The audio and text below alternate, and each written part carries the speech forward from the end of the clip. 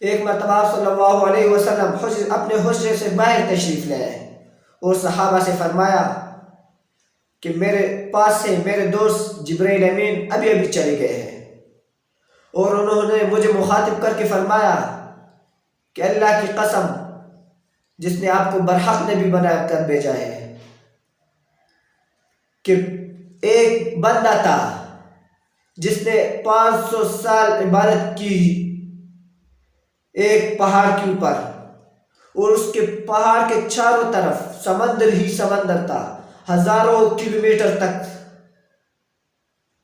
اور اس نے صرف اللہ ہی کی عبادت کی۔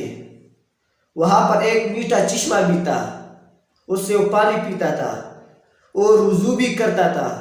اور اس کے بعد صرف اللہ ہی کی عبادت میں مصروف ہو جاتا۔ اور ایک انار کا درخت بھی تھا اس پہاڑ میں جس سے وہ انار کھاتا تھا، اسی پر گزارا کرتا، ایک انار اور صرف پانی، یہ اس کی خوراک تھی، اور اس کے بعد وضو کرتا اور اللہ کی عبادت میں مصروف ہو جاتا۔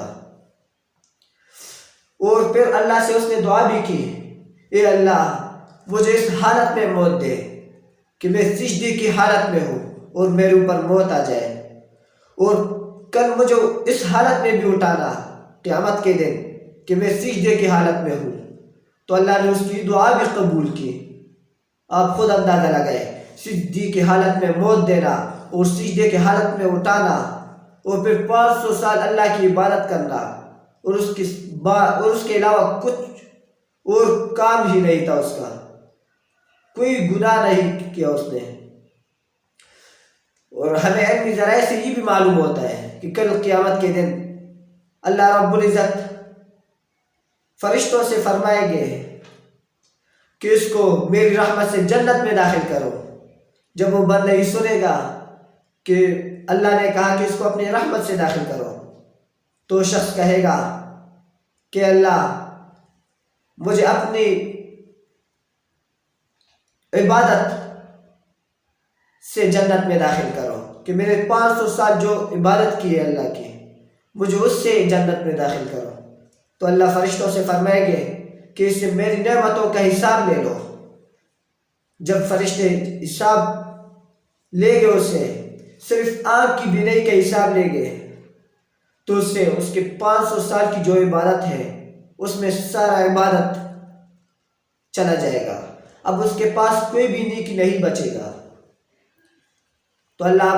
2 فرشتوں سے فرمائیں گے کہ اس کو جہنم کی طرف لے جاؤ،